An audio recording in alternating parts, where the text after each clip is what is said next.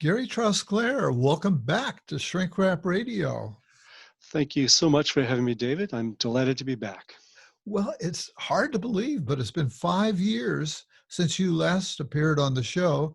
And at that time, we were talking about your very practical book, I'm Working on It in Therapy, How to Get the Most Out of Psychotherapy.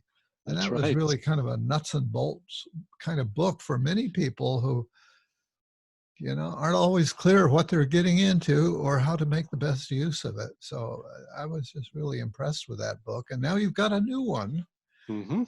that kind of surprised me, The Healthy Compulsive, Healing Obsessive-Compulsive Personality Disorder and Taking the Wheel of the Driven Personality. That's So right. what's the story behind this newest book? Well, depending on how far we go back, and we could go back really far, but there is something personal in this for me. I can remember a very specific moment. I was about 17 or 18 years old, and I was a very serious young trumpet player. And I remember my trumpet player, my trumpet teacher telling me, trying hard is a questionable virtue. Huh. And he was actually citing the book, The Inner Game of Tennis by Timothy Galway. Oh, yeah, I remember that.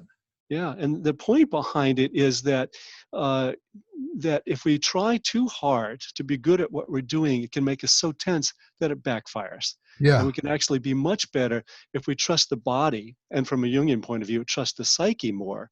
That if we don't pressure ourselves to be so perfect or to work so hard, that things will actually work out much better, will actually be much more effective, and be much more satisfied with the project. The product. So in a way, that was my early introduction to this. And even though I wasn't familiar with the terms compulsive or the diagnostic categories, it introduced me to a way of thinking about psyche and a way of thinking about this particular way of working too hard that has stuck with me for decades. Then when I became a psychoanalyst, I started to notice a very particular cluster of symptoms that some of my patients would have.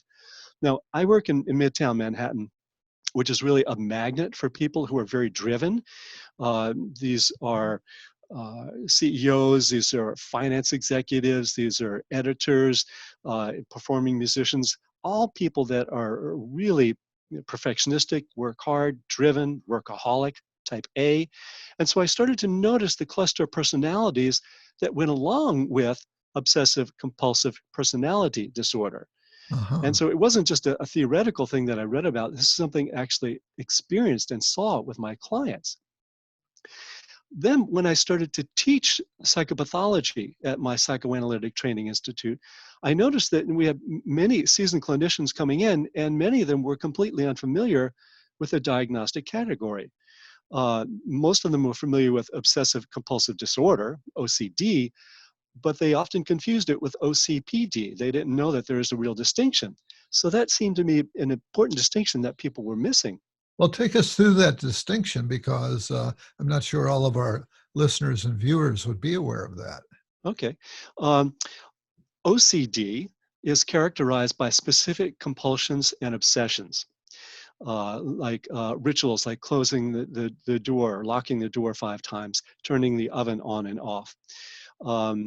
Or intrusive thoughts, specific intrusive thoughts. So these are specific um, obsessions and compulsions, and they don't define the entire character.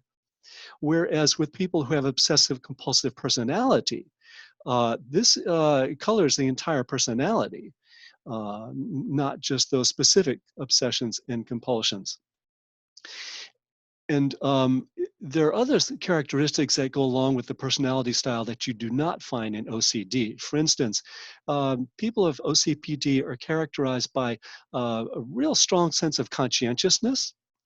And they also tend to delay gratification much more than people with OCD. And so these are really pretty different diagnoses, whereas there's some overlap, maybe between 20 or 25% of the people that have one have the other. They're different, and in my experience in reading is that they respond to different treatments. People with OCD are more likely to respond to medications or to cognitive behavioral therapy. whereas some people who have OCPD can benefit from those. I think many people would say that a more dynamic form of therapy is called for because it affects the entire personality. The OCD part um, has a stronger genetic component too. While OCPD is somewhat genetic, OCD has a larger biological factor. Yeah, one of the symptoms of OCD that you didn't mention is compulsive hand washing. And Yeah. what with the COVID virus that we're dealing with right now, we would have to make a distinction about that Yeah, there are reasons compulsive for the hand washing that distinction. we're all doing. Yeah, yeah. But to me, that highlights an interesting part behind these symptoms on both sides, the OCD and OCPD, that they originally had some adaptive evolutionary value. And we're seeing it right now. There are benefits to washing your Yeah, hands. yeah, Yeah, yeah, good point. Good yeah, point. It sort of raises the question for me because they are in the diagnostic and statistical manual, and so there's this kind of pathological slant to them. right, Um, but you're pointing out that they evolved for a reason, right. that there are sort of positive functions behind them. So I Yeah. guess I'm wondering to what extent. I get the sense from this book that you're not totally in the camp of thinking of it as pathological. Exactly. In fact, one of the reasons why I've written this book is to help people see the possible benefits of a compulsive personality style, which I don't see as pathological. I'd rather call it driven, the driven personality, but I think most people won't understand that. So I go back and forth between driven and compulsive. But yes, part of what I want to do is to help people see that compulsive personality exists and manifest on a spectrum from healthy compulsivity to very unhealthy compulsivity. Just like People who have, everything else, right, is on the right, spectrum and can be yeah, taken too far. yeah. And I think one of the ways to approach it, both as a clinician and as an individual who might have a compulsive personality, is to understand that spectrum and try to move towards the healthy end and to see what benefits there are of having that personality style. And when we approach it clinically that way, I think we can be much more successful. One of the reasons why I wrote this book is that it's very hard to get people with OCPD into treatment. Um, they, they, oh, by the way, that's another one of the factors or the characteristics of somebody who has OCPD. They're very convinced that the way they're living is actually really good. It's ego syntonic, as Right. opposed to people with OCD where it's ego dystonic. So someone with OCPD, they're convinced that they're living the best possible way. And so getting them into treatment, getting them engaged in treatment, open in treatment, requires that we have a particular perspective that's welcoming and is not pathologizing. That's one of the reasons why I wrote the book. I I've taken a real interest in this, and I participate in some online discussion forums, support groups, people with OCPD. And it's very interesting to watch what happens once people get into these groups. They they begin to develop some observing ego about it. They can step back and look at the fact that they might get bossy, they might get controlling. They develop a sense of humor about it, and they can even start to take a sense of pride, so that it's all much more flexible than it was before. And Uh-huh. so what I'm trying to do through the book and through my blog, The Healthy Compulsive Project, is to help people have a different perspective on it, which can help people move more towards the healthy end of the spectrum. Yeah. So do we know anything about uh, how it how these people got that way? Are there sort of predisposing factors, either genetically or familially, Sure. Yes. social environment, etc.? Yes. You went through my first three stages of this. There is a fairly large genetic component to it. And it's not like there's one particular gene that leads someone to have obsessive compulsive personality disorder or just the personality. There are many traits that have genetic roots, such as perfectionism, such as being meticulous, such as being conscientious, um, being able to see details in things, Those planning things have ahead. evolutionary value, right? Exactly. Yes, there are reasons that we have it. Um, so there is a genetic component to it. Then, of course, it is shaped by our family to some extent. Um, if there is poor attachment within the family, it will make you insecure, and that's going to shape it one way. If you have intrusive parents, that can shape it. Um, if you grow up in a circumstance where things are very insecure financially, that could shape it. So there are many of these factors that can go in to, I call it the second act of the drama of someone with compulsive personality, that the family will shape how that goes. The third I would think factor, there are cultural, yes, strong cultural messages for achievement and for being driven. exactly. That's where it's about to go. That particularly in North American culture, Yeah. these traits are all very rewarded, accepted. In fact, they're assumed that you're going to work long hours, that work will be the center of your life. When I traveled in Europe when I was in my early 20s, I was in for such a surprise because I assumed that as Americans, we had the best possible quality of life there was. Then I saw people taking a nap in the afternoon and enjoying time with friends. They don't have the same assumptions about how hard we're supposed to work. So I think that we don't always even recognize compulsive personality when we see it because it's such an ingrained part of our culture. The fourth factor, I though, feel like graduate school turned me into uh, skewed me in that direction, I think, in yeah, order to it might succeed. well have. Because the demands are so great, particularly on studying psychology.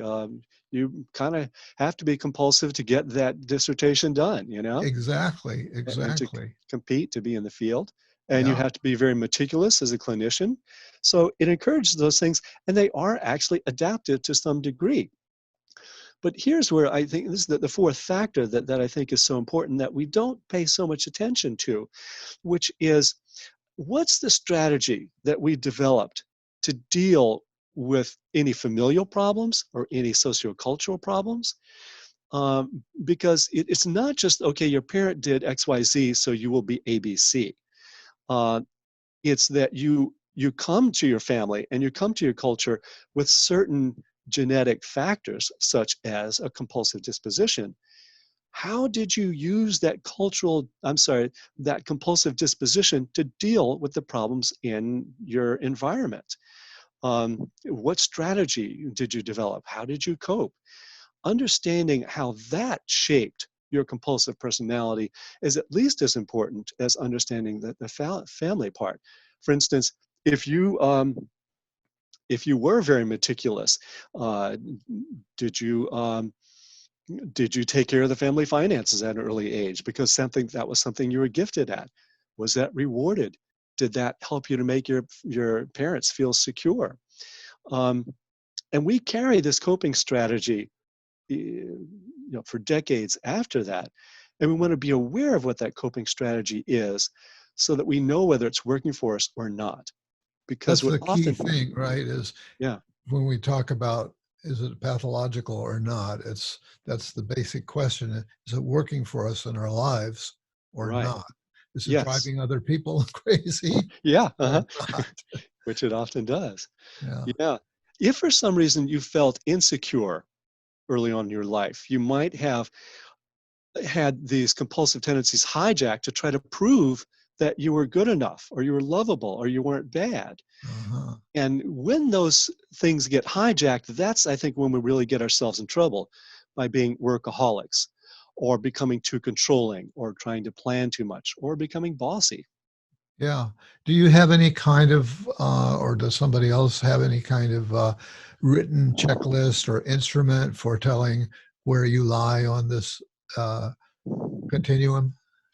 Um, Where one lies, not you, one. there, there are a few of them out there. One of the easiest ones to find on the internet is the Cameras OCPD test. That's CAMMS. And Okay. he was writing back 2 or 3 decades ago, but Huh.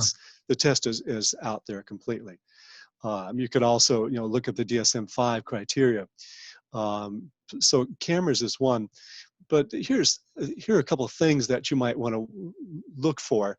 Uh, People who put more energy, they put so much energy into work that they start to neglect family or neglect body, neglect leisure.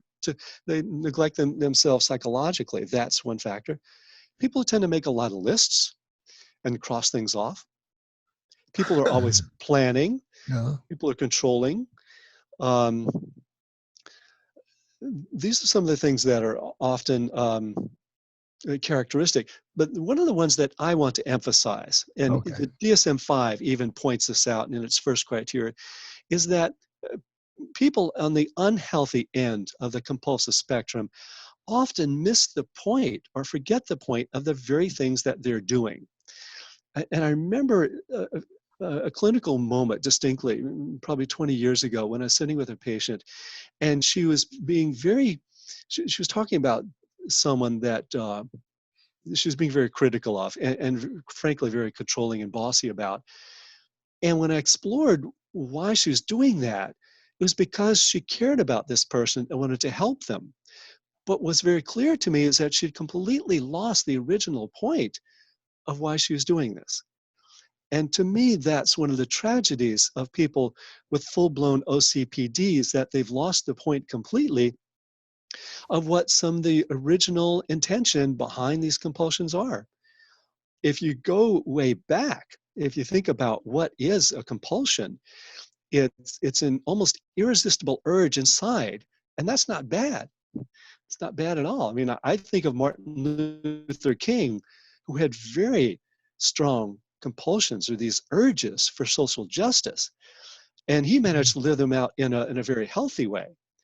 Um, there are lots of people out there who are compulsive, have made great contributions to our world, um, and they weren't pathological by any means. So compulsion is not necessarily bad.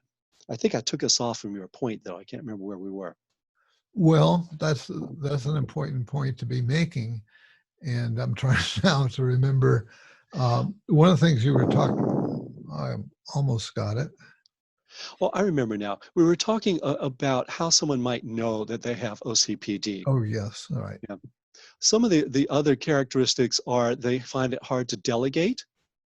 They're very perfectionistic. They can become rigid and stubborn. Um, I think there was one more. Oh yeah, they also they can be overly frugal. They tend to hold on to things a lot. I find that they hold on to time a lot too. They can be very impatient and very rushed. And Mm, it's because it's the same mechanism behind all of it, about holding on. It's a sort of a basic part of the disposition. yeah. And one of the other things that one of the other threads was that people lose track of why they're doing it. And that made me Right. think of the people who are very driven in business Uh-huh. to make money. Making money Yes. is the goal. But if you Yes. look behind that, the original idea was to make a lot of money so I could spend time with my family. Uh-huh. So Yeah. I would have leisure time. Yeah. Uh-huh. But then it turns out you become so stuck in the rut of just Uh-huh. making the money that you Yeah. don't have time to enjoy the fruits of all that work. Yeah. Mhm. Yeah. That's pretty common in our society, right? Yes, it is. And there's actually an addictive component to that, biologically addictive, Mm. that at the simplest level, you cross something off a list, you might get a hit of endorphins to do that. Yeah, I Same do. way, yeah, it feels good. But it can become addictive so much that you have to keep earning more money. You get really tied to those numbers. You see those numbers building up, Yeah, and there's something biologically reinforcing in there that can be really hard to let go of. yeah, yeah, yeah. So that you lose sight of everything else, and Mhm. uh, some of us who don't have that much money look at some of those people and say, "Don't they have enough?" When it seems like there'll never be enough to fill that Yeah, need for them. yeah, uh-huh. So there are gifts that OCPD bestows on people. I think you've Hmm. highlighted some of those. Hmm. And there are pitfalls, Yes. things that'll trip us up. Hmm. I recall, from graduate school that it used to be that personalities generally were considered to be very difficult to treat in psychotherapy. Hmm. And part of the reason you started out with was that they were egocentric. That is, it doesn't cause me a problem. This is just who I am. It's how I am. Yeah. Hmm. And I do very, very well. Fine. Thank you. Hmm. Yes. Uh-huh. Yeah.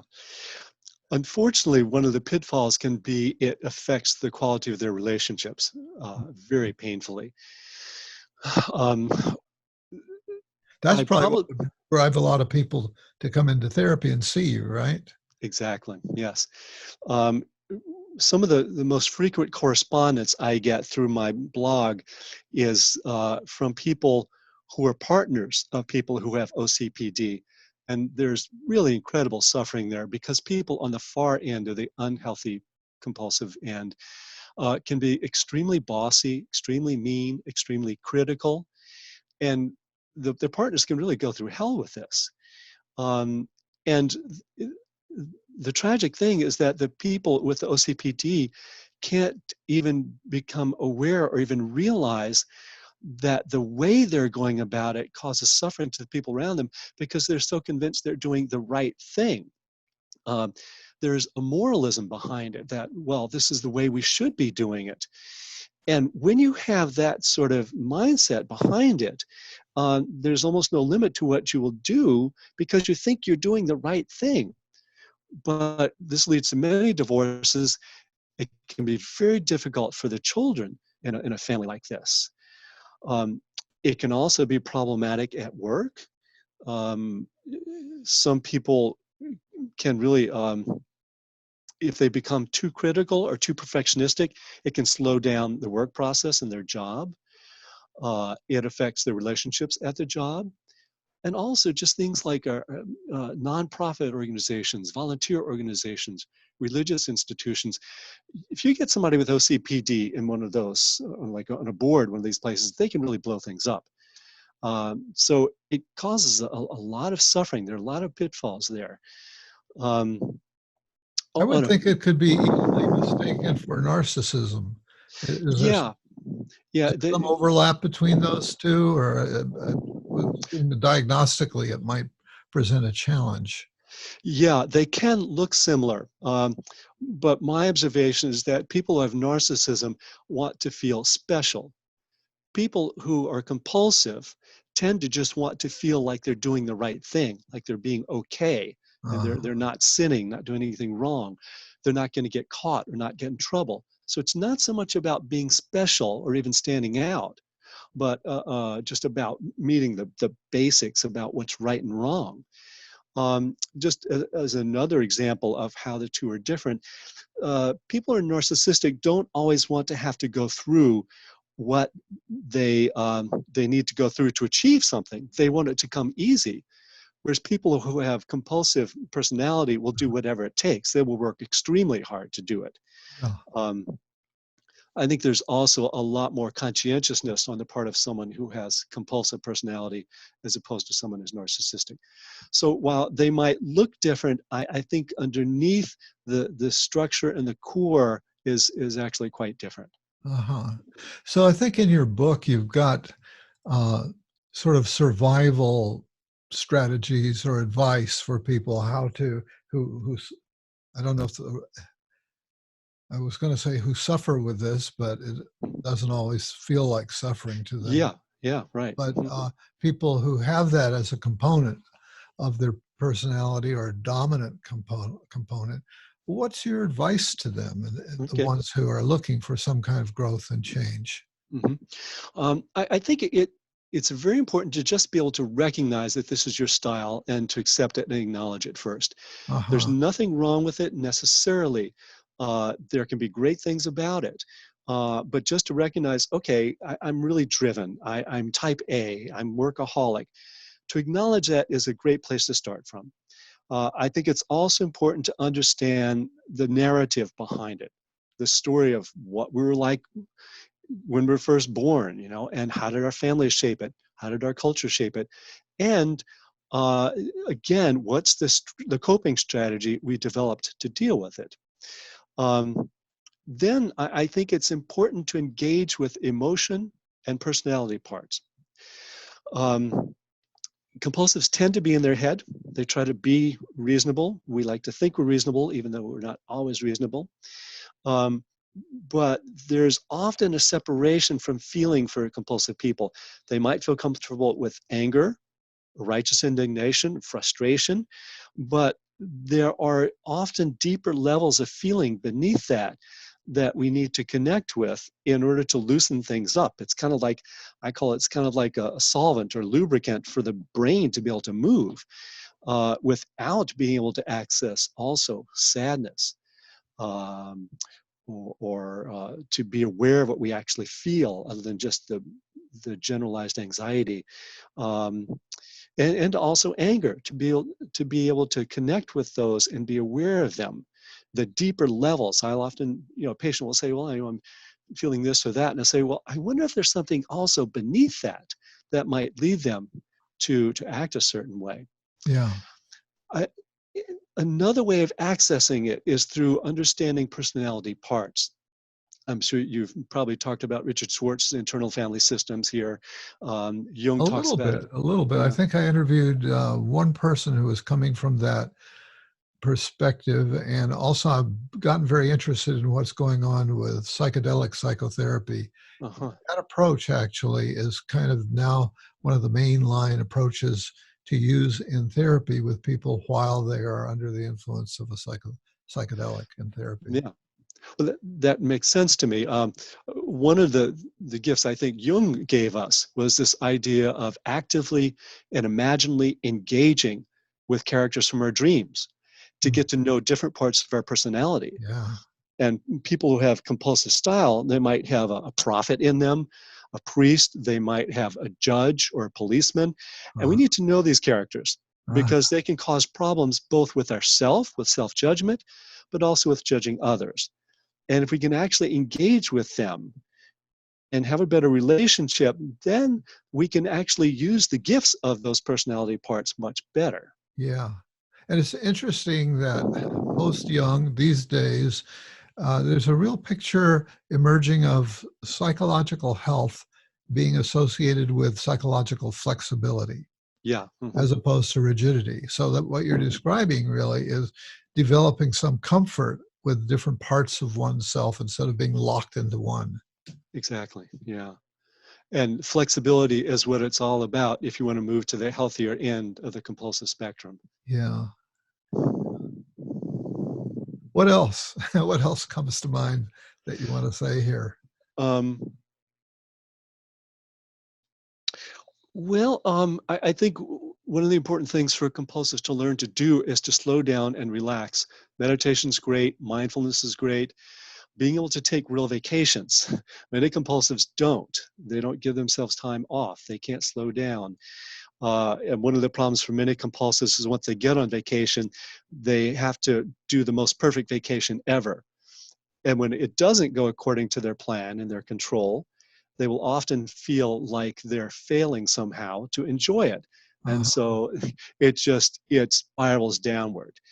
But it's very important to give, I think, psyche and the unconscious uh, time to process things without the ego trying to control everything. Because one way of looking at this whole personality style is it's one that likes to imagine that the ego can control everything. That leaves out the entire unconscious. It also leaves out body, which is mhm. another area that I talk about in my book, which is fraught with both potential and possibility. Most compulsives either ignore their body or they obsess about it. They might become bodybuilders, which is not necessarily bad, but to the exclusion of feelings, of relationships, of leisure. This extreme control of the body, rather than seeing the body as something that might be giving us messages. if the body Yeah. isn't feeling good, to listen to it, a source of pleasure, source of wisdom. So here again, the idea is to listen to the body, to see what it has to say, rather than trying to control it or shut it up. Yeah. Yeah.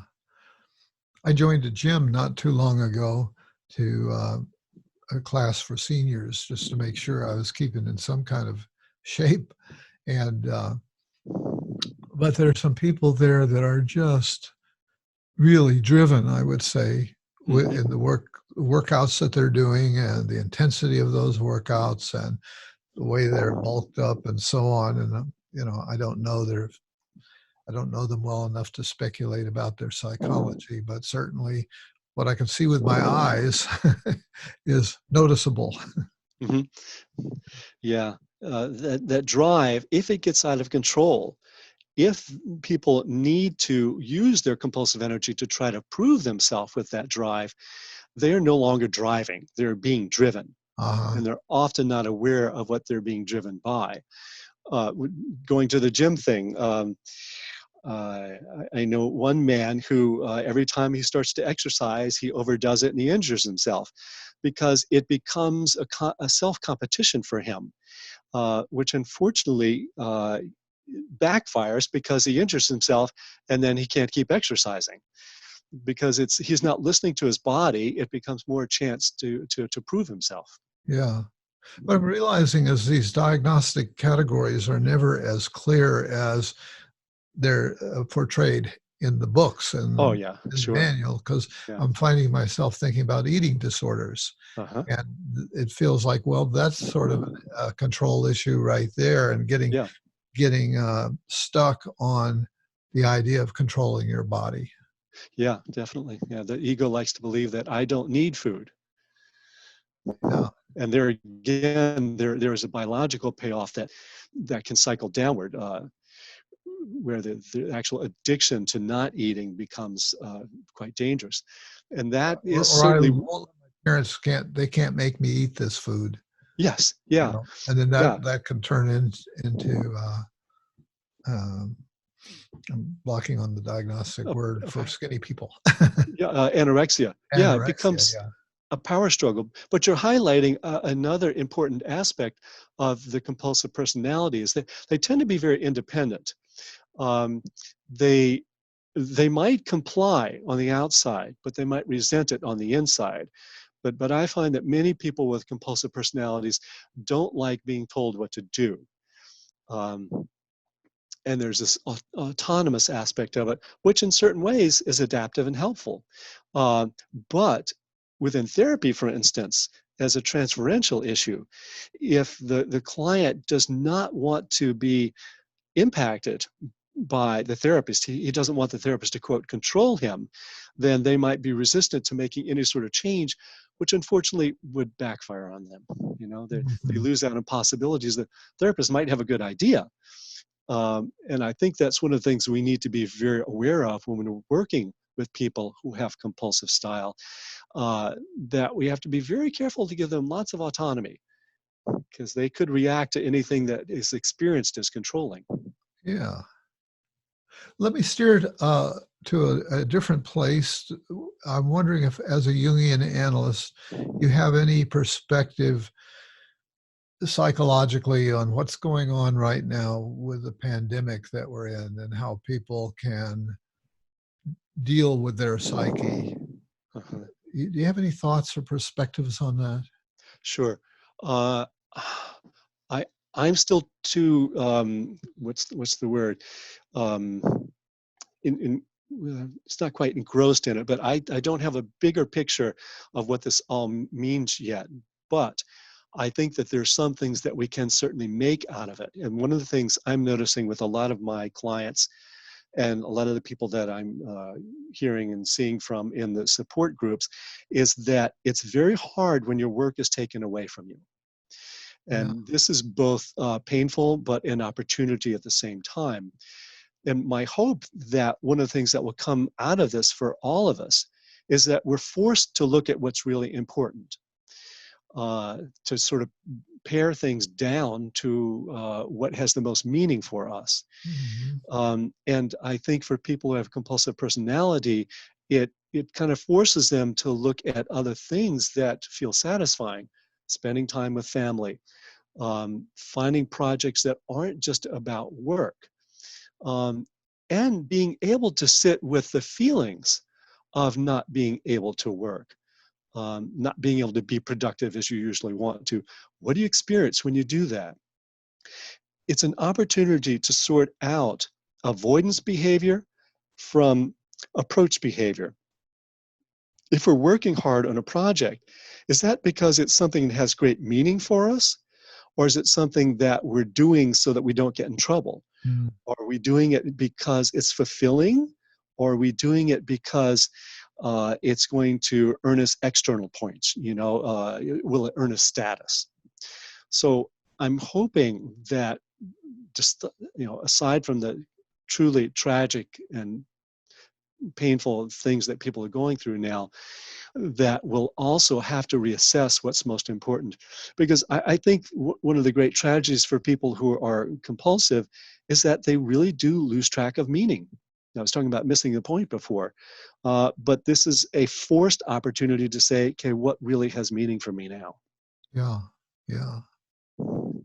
My wife had a sort of observation that I suppose could be seen as having a Jungian angle because she says she thinks that she's noticing that people who are extroverted, the people who are introverted are able to deal with this sequestering Mm-hmm. crisis that we're in right now of Mm-hmm.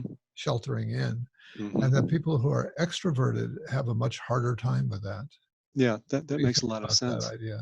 Yeah, that would make sense to me, and it will force the extroverts to try to make more of a connection with their inner world. Yeah. To put a different Jungian spin on it, his whole thing was about developing an alliance with the unconscious. That the unconscious is ideally an ally, and that comes much more easily to introverts. Whereas I think extroverts tend to get their energy from being with people, friends, community, which is all great. Yeah. But both sides can get out of balance. And so it might offer an opportunity for an extrovert to say, spend more time with their dreams, to sit with being alone, to sit with what they hear, what they feel physically when they aren't engaged in the outside world, because that can distract from being connected with what happens inside. Yeah. Yeah. Beautiful. Well, to kind of wrap things up, who's this book for? And how Okay. is a person to decide, yeah, this is a book that I could benefit from? Okay. It's I would say there are three classes of people. One is, I think clinicians can be helped by it, Yeah. because it points out some things they might not be aware of, and some ways of looking at it, some ways of working with it. Um, it can be helpful to people who recognize that they have compulsive tendencies. Um, eh, One does not have to have full-blown obsessive compulsive personality disorder to have compulsive traits. Mm. And I think people with compulsive traits who might recognize themselves as workaholic, who might recognize themselves as stressed because they're trying to be perfectionistic, people who get tired of trying to control their life or trying to plan their life, people who notice themselves being too rigid or have difficulty in relationships because of that. I think all those people would be helped by the book. And the third group of people would be the people who are um, the partners of people who are compulsive. Um, the the last chapter in the book is specifically for people Right. whose partners are compulsive, because they can be very hard to live with. One of the things that might help the partners of compulsive people is to have a different perspective on what's going on beneath the surface for people who are compulsive. What you see is the control and the bossiness and the rigidity. If you can look beneath that to see the anxiety and the intention to make things right for everybody, if you can remember that, that can help. But one of the other things that I encourage the partners of compulsives to do in this last chapter is not to neglect their own self-care and their self-development. Mm-hmm. Because one of the things that can happen with a compulsive is there's the division of labor. People are attracted to compulsives often like the fact that they are very reliable, they're dependable, they work hard. And they might not have developed those for themselves, their own projects. And the compulsive person was attractive to the non-compulsive because they're full of life, they have a sense of humor, they're spontaneous, they're fun. And the compulsive needs to develop some of those for themselves. And so that's a division of labor, which I recommend people try to get out of by developing the parts that have not been developed. Yeah. Well, that's a great close right there. So, Gary Trosclair, I want to thank you for being my guest again on Shrink Wrap Radio. Well, thank you so much for having me. It's been a pleasure.